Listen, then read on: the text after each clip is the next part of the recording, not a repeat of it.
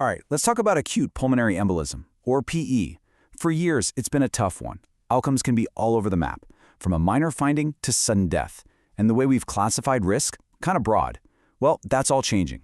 Today, we're diving into the brand new AHA/ACC guidelines that are totally reshaping how we classify, manage, and predict outcomes for PE patients. Let's jump in.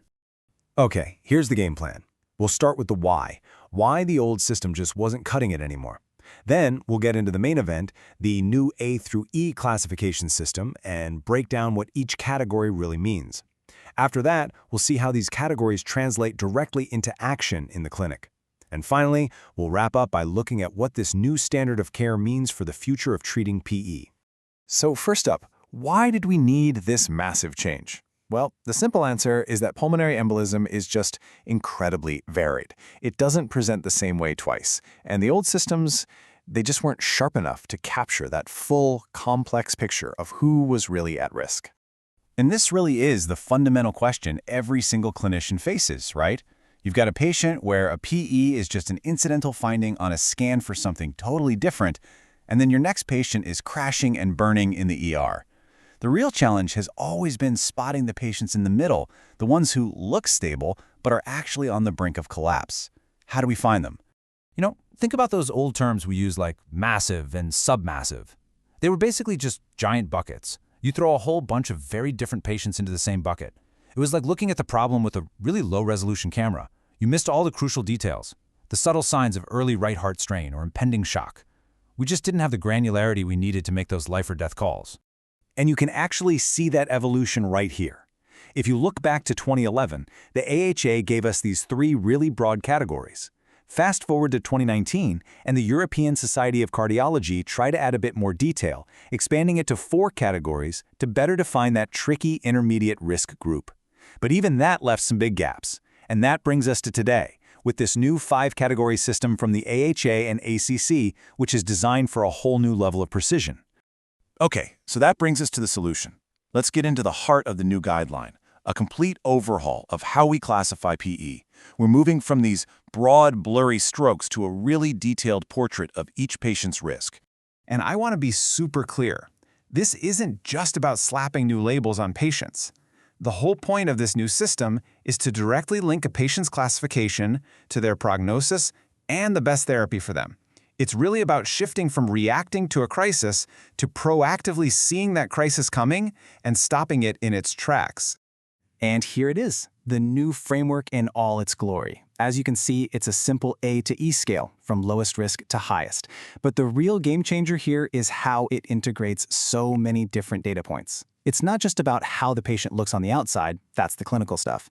It digs deeper. It looks at cardiac biomarkers, things like troponin, which tells us if the heart muscle is under stress, and it looks at imaging to see if the right side of the heart is struggling to pump. It pulls all of that together into one single cohesive system. All right, so let's really get into the weeds now. We're going to break this down category by category, so you can see exactly what defines each risk level and what kind of patient fits into each one of these new boxes. Okay, starting at the very bottom of the risk ladder, we have Category A. This is what we sometimes call an incidentoma, a PE that's found totally by chance on a CT scan for something else. The patient has 0 symptoms. Then you have Category B.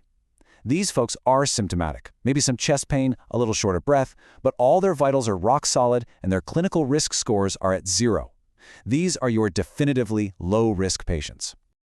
Now we're moving into Category C, and this is where things start to get more serious. These patients are symptomatic, and they have an elevated clinical severity score. This is really where the new subcategories become absolutely crucial for figuring out who's just a little sick versus who is in real trouble.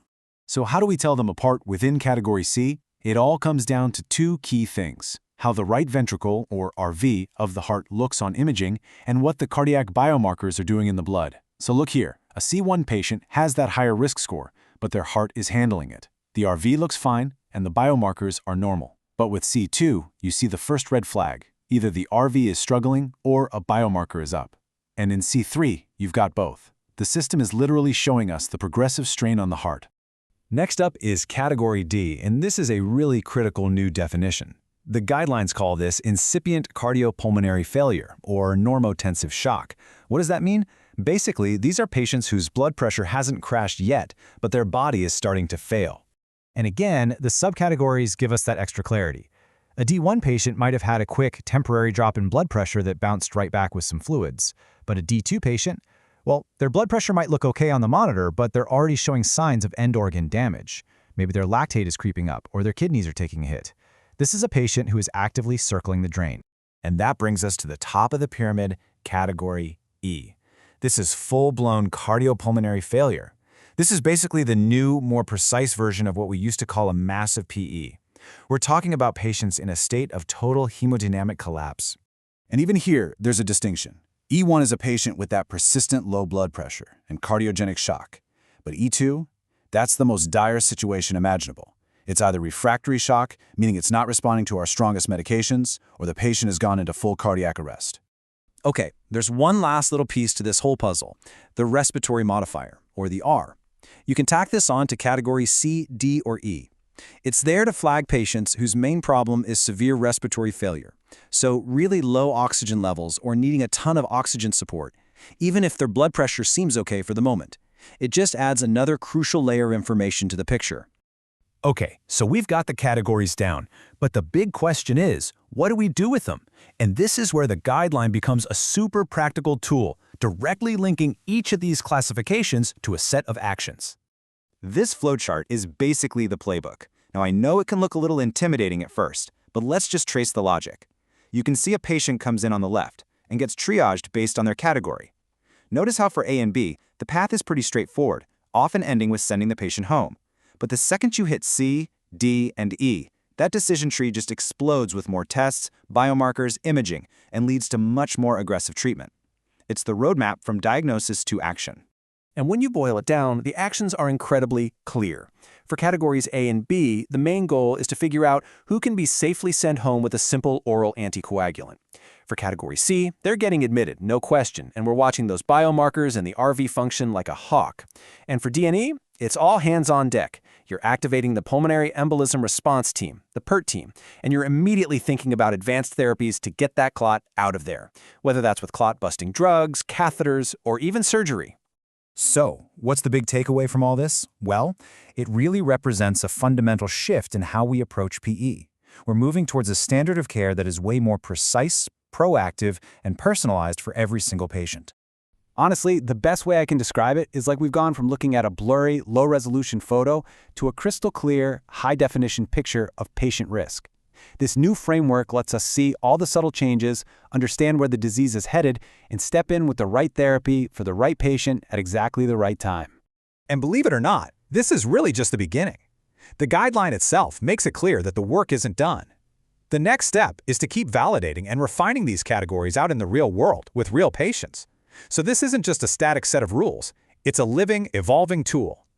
It really makes you wonder, as we gather more and more data, just how much more precise can we get in the fight against this deadly condition?